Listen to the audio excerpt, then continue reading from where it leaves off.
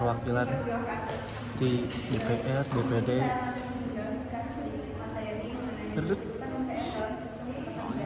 Salah kata maaf.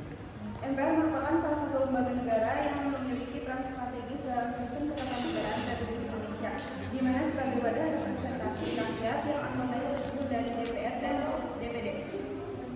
MPR memainkan peran penting dalam menjaga pelaksanaan konstitusi, kedaulatan rakyat, serta keberlanjutan kehidupan bernegara berdasarkan Pancasila dan Undang-Undang Dasar tahun 1945. Kedudukan MPR dalam sistem ketatanegaraan Indonesia saat ini sesuai dengan hasil amandemen UUD 1945 adalah sebagai lembaga negara yang sejajar dengan lembaga negara lainnya.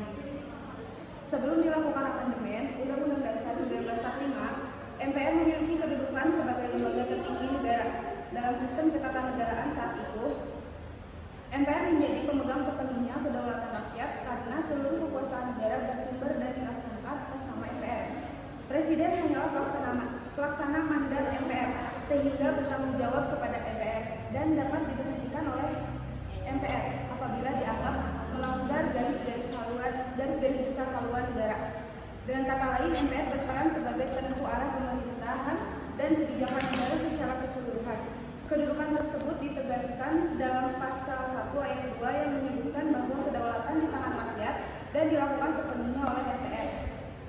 Namun, pasca amandemen Undang-Undang Dasar 1945, MPR tidak lagi menjadi lembaga tertinggi, melainkan sejajar dengan lembaga negara lainnya seperti Presiden, DPR, DPD, MA, MK, dan BPK. MPR memiliki peran penting dalam menjaga keberlangsungan konstitusi dan sistem demokrasi di Indonesia. Perubahan ini didasarkan pada pasal 1 ayat 2 Undang-Undang Dasar 1945 yang menyatakan bahwa kedaulatan berada di tangan rakyat dan dilaksanakan menurut Undang-Undang Dasar, sehingga kekuasaan tidak lagi terpusat di satu lembaga, melainkan dibagi di antara banyak lembaga melalui sistem check and balance. Di sisi lain, MPR memiliki fungsi yang diatur dalam Undang-Undang Dasar 1945. Yang pertama ada fungsi konstitusional, di mana MPR berwenang menetapkan dan mengubah Undang-Undang Dasar 1945 sesuai mekanisme yang ditentukan oleh konstitusi. Fungsi ini diatur dalam pasal 3 ayat 1. Yang kedua, fungsi pelantikan, di mana MPR melantik presiden dan wakil presiden hasil pemilu. Fungsi ini diatur dalam pasal 3 ayat 2. Yang ketiga, ada fungsi representasi. MPR menampung dan menyalurkan aspirasi rakyat melalui mekanisme permusyawaratan. Yang keempat, ada fungsi pendidikan konstitusi. MPR bertugas mengasyarakatkan nilai-nilai Pancasila, Undang-Undang Dasar 1945, dan Bhinneka Tunggal Ika. Yang terakhir ada fungsi pengawasan konstitusional. MPR menerima laporan dan menindaklanjuti hasil pengawasan terhadap pelaksanaan Undang-Undang Dasar.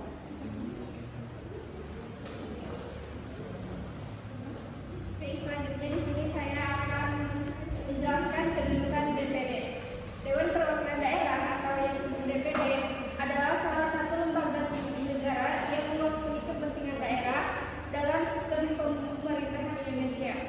DPD dibentuk melalui amandemen ketiga Undang-Undang Dasar 1945 untuk memperkuat demokrasi dan otonomi daerah. Lembaga ini berperan sebagai penghubung antara pemerintah pusat dan pemerintah daerah. Secara konstitusional, kedudukan DPD diatur dalam pasal 22C dan 22D Undang-Undang Dasar 1945. Pasal 22C mengatur bahwa anggota DPD dipilih langsung oleh rakyat, sedangkan pasal 22D menjelaskan fungsi dan kewenangan DPD. Dalam sistem pemerintahan, DPD berada di cabang kekuasaan legislatif bersama DPR dan MPR. Namun, sistem kita bersifat bicameral asimetris, artinya DPR dan DPR tidak memiliki kekuasaan yang seimbang.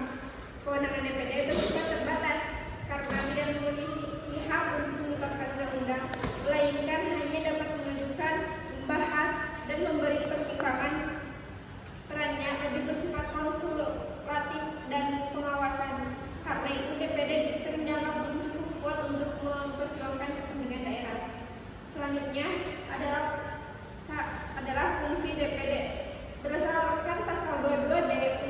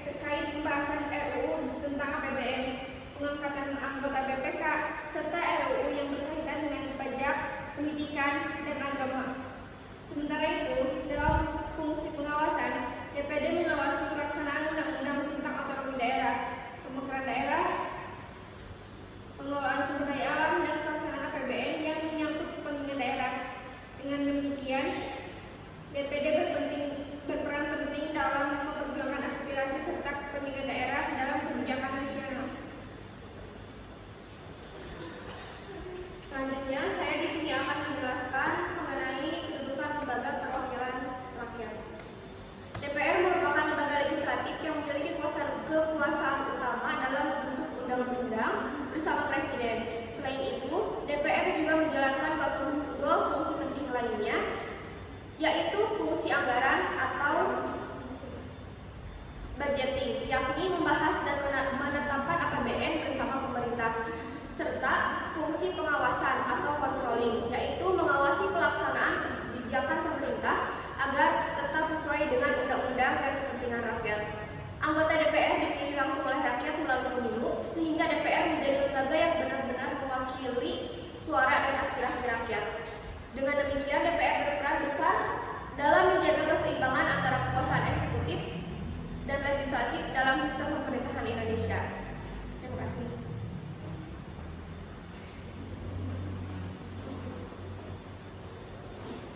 Selanjutnya, saya akan menjelaskan hubungan antara MPR, DPR, dan DPD. Yang pertama adalah hubungan kelembagaan. Secara kelembagaan, MPR terdiri dari anggota DPR dan DPD.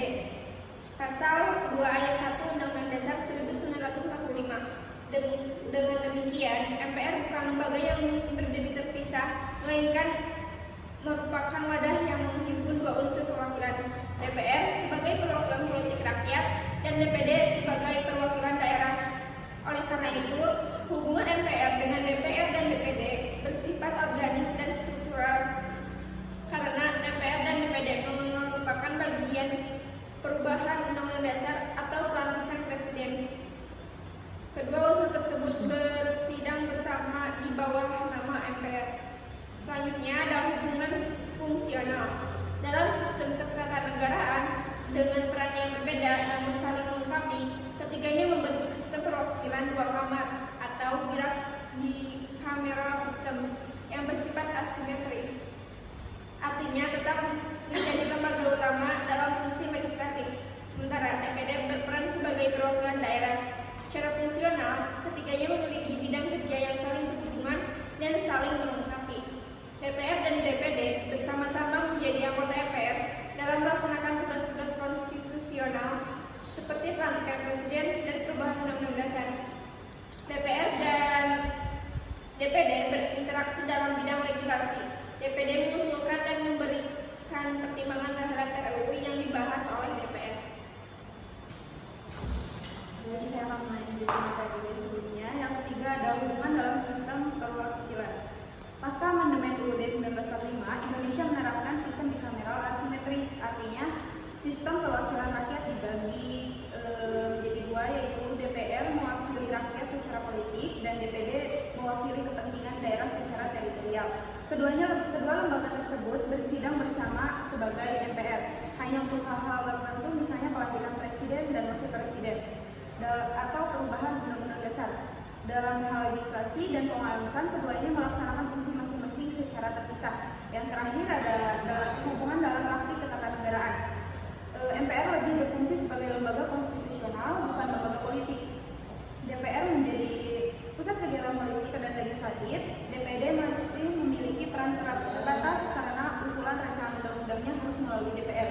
Hubungan ini mencerminkan adanya kerjasama dan pembagian fungsi di antara lembaga-lembaga perwakilan rakyat untuk mewujudkan sistem pemerintahan yang demokratis dan seimbang. Meskipun DPD memiliki kewenangan terbatas dibanding DPR, keberadaannya tetap penting dalam memastikan kepentingan daerah terwakili di tingkat nasional. Sebagai penutup, dapat kita simpulkan bahwa MPR, DPR, dan DPD merupakan tiga lembaga yang penting dan berperan menjaga keseimbangan kekuasaan negara. MPR berfungsi menetapkan konstitusi dan melantik Presiden. DPR berperan dalam legislasi, anggaran, dan pengawasan, sedangkan DPD menjadi wakil daerah yang memastikan aspirasi daerah tersalurkan dalam kebijakan nasional. Dengan sistem yang saling mengimbangi ini, Indonesia berupaya menjalankan pemerintahan yang demokratis, transparan, dan sesuai dengan prinsip kedaulatan rakyat. Demikian presentasi dari kelompok kami. Kami ucapkan terima kasih atas perhatian teman-teman semua. Wassalamualaikum warahmatullahi wabarakatuh.